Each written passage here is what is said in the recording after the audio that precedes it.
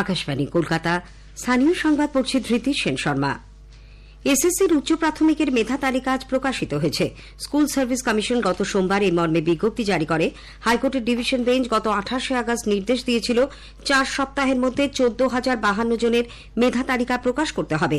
এর 4 সপ্তাহের মধ্যে কাউন্সেলিং করে সম্পন্ন করতে হবে নিয়োগ প্রক্রিয়া।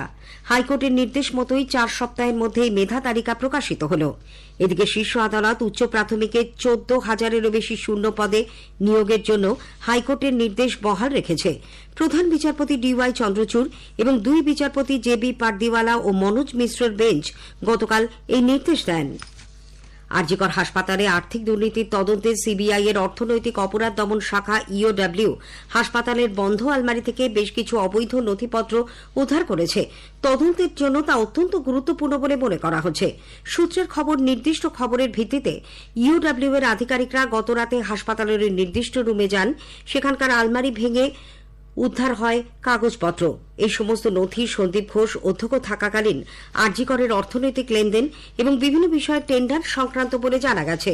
এদিকে আরজিকরের তরুণী চিকিৎসকের ময়না তদন্তেও বেশ কিছু পদ্ধতিগত ত্রুটি ধরা পড়েছে। সংবাদ সংস্থা আইএএনএস জানাচ্ছে, 9 আগস্ট আরজিকরের মর্গে 8টির দেহর ময়না তদন্ত করা হয়েছিল, যার মধ্যে একমাত্র নির্যাতিতার দেহের ময়না তদন্ত হয়েছিল সূর্যাস্তের পর, যা নিয়ম বিরুদ্ধ। অথচ সেমিনার হল থেকে সকালেই উদ্ধার হয়েছিল দেহ। মাত্র 70 মিনিটে ময়না তদন্তের গোটা প্রক্রিয়া শেষ হয়ে যায়। এই গুরুত্বপূর্ণ একটি বিষয়ের জন্য, যা অত্যন্ত কম সময় বলে আধিকারিকদের মত। পর্যাপ্ত আলো না থাকায় ভিডিওগ্রাফির গুণমান নিয়েও প্রশ্ন উঠেছে। তড়িঘড়ি দেহ দাহ করার উদ্যোগ দ্বিতীয় ময়না তদন্তের সুযোগ নষ্ট করার জন্য নেওয়া হয়েছিল কিনা তদন্তকারী দল তাও খতিয়ে দেখছে। এদিকে আরজিকরের প্রাক্তন অধ্যক্ষ সন্দীপ ঘোষ ও টালা থানার ওসি অভিজিৎ মণ্ডলকে আজ তরুণী পিজিটি চিকিৎসকের ধর্ষণ ও খুনের ঘটনায় ফের শিয়ালদা আদালতে তোলা হবে। সন্দীপ ঘোষের পলিগ্রাফ টেস্টের পর সিবিআই এবার তার নার্কো অ্যানালিসিস করার জন্যও আদালতে আবেদন জানিয়েছে। একই সঙ্গে ওসি অভিজিৎ মণ্ডলের পলিগ্রাফ টেস্টেরও আবেদন জানানো হয়েছে। অন্যদিকে হাসপাতালের ফরেন্সিক বিভাগের চিকিৎসক অপূর্ব বিশ্বাসকে আজ ফের সিজিও কমপ্লেক্সে জিজ্ঞাসাবাদ করা হচ্ছে। এই নিয়ে টানা 5 দিন তার জেরা চলেছে। একই সঙ্গে ওই দিন উপস্থিত এক ডোম ও মর্গের এক কর্মীকেও আজ তলব করা হয়। জিজ্ঞাসাবাদের পর ডোম ইতিমধ্যে সিজিও কমপ্লেক্স থেকে বেরিয়ে গেছেন। কর্মীর এখনও জেরা চলেছে। এছাড়া সন্দীপ ঘোষ ঘনিষ্ঠ উত্তরবঙ্গের প্রভাবশালী চিকিৎসক সুশান্ত রায়কেও সিবিআই আজ সিজিও কমপ্লেক্সে তলব করেছে, তবে তিনি এখনও হাজিরা দেননি। আরজিকরের ঘটনায় প্রকৃত দোষীদের শাস্তি ও দ্রুত বিচারের দাবিতে প্রদেশ কংগ্রেস আজ ধর্মতলার ডরিনা ক্রসিংয়ে ধর্ণা অবস্থান কর্মসূচি নিয়েছে। আজও আগামীকাল বেলা 12টা থেকে সন্ধ্যে 7টা পর্যন্ত এই কর্মসূচিতে যোগ দিচ্ছেন প্রদেশ কংগ্রেস সভাপতি শুভঙ্কর সরকার, অধীর রঞ্জন চৌধুরী, প্রদীপ ভট্টাচার্য সহ দলীয় নেতৃবৃন্দ এবং দলের কর্মী সমর্থকেরা। অন্যদিকে বিজেপি আজ হাজরা মোড়ে প্রতিবাদ কর্মসূচির ডাক দিয়েছে।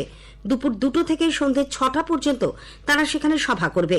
তবে 200 থেকে 300-র বেশি মানুষের জমায়েত করা যাবে না বলে কলকাতা হাইকোর্ট নির্দেশ দিয়েছে। পুলিশকেও পর্যাপ্ত নিরাপত্তার বন্দোবস্ত করতে বলেছে আদালত।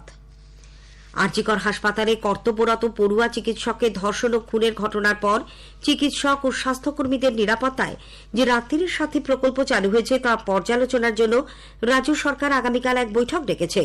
রাজ্যের সব মেডিকেল কলেজের অধ্যক্ষ, উপাধ্যক্ষ, হাসপাতাল সুপার, জেলার মুখ্য স্বাস্থ্য আধিকারিক, সব হাসপাতালের সিভিল, ইলেকট্রিক্যাল, আইটি বিভাগের কর্মী, মুখ্য সচিব, পুলিশ ও স্বাস্থ্য দপ্তরের আধিকারিকদের নবান্নে ওই বৈঠকে থাকতে বলা হয়েছে।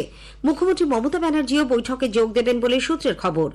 হাসপাতাল পরিচালনা, পরিকাঠামো উন্নয়ন, নিরাপত্তা বন্দোবস্ত সহ বিভিন্ন বিষয় বৈঠকের আলোচ্য সূচিতে রয়েছে।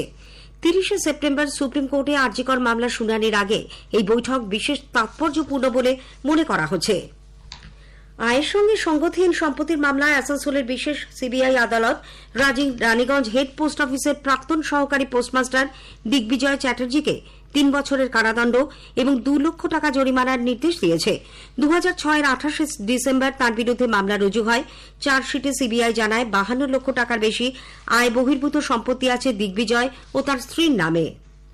উত্তর 24 পরগনার বসিরহাট থানার পিফা এলাকায় হানা দিয়ে 4 অস্ত্র ব্যবসায়ীকে পুলিশ গ্রেপ্তার করেছে। 2টি আগ্নেয়াস্ত্র, বেশ কিছু সরঞ্জাম উদ্ধার করা হয়েছে। আটক করা হয়েছে 2টি মোটর বাইক। এদের আজ বসিরহাট মহকুমা আদালতে পাঠানো হয়েছে।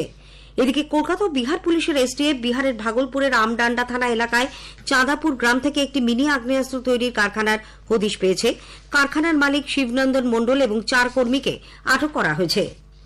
বঙ্গোপসাগরে ট্রলার ডুবিতে নিখোঁজ মৎস্যজীবী পাদুরী দাসের দেহ উদ্ধার করা হয়েছে। বকখালি থেকে বেশ কিছুটা দূরে গভীর সমুদ্রে গতকাল বিকেল নাগাদ তার দেহ ভাসতে দেখা যায়। ফ্রেজারগঞ্জ উপকূল থানার পুলিশ সেটি উদ্ধার করে নামখানা ব্লক হাসপাতালে নিয়ে যায়। কাকদ্বীপের বাসিন্দা পাদুরীর পরিবার আজ তার দেহ শনাক্ত করেন। আজই কাকদ্বীপ মহকুমা হাসপাতালের মর্গে তার দেহের ময়না তদন্ত হবে, পরে তা তুলে দেওয়া হবে পরিবারের হাতে। স্থানীয় সংবাদ শেষ হলো।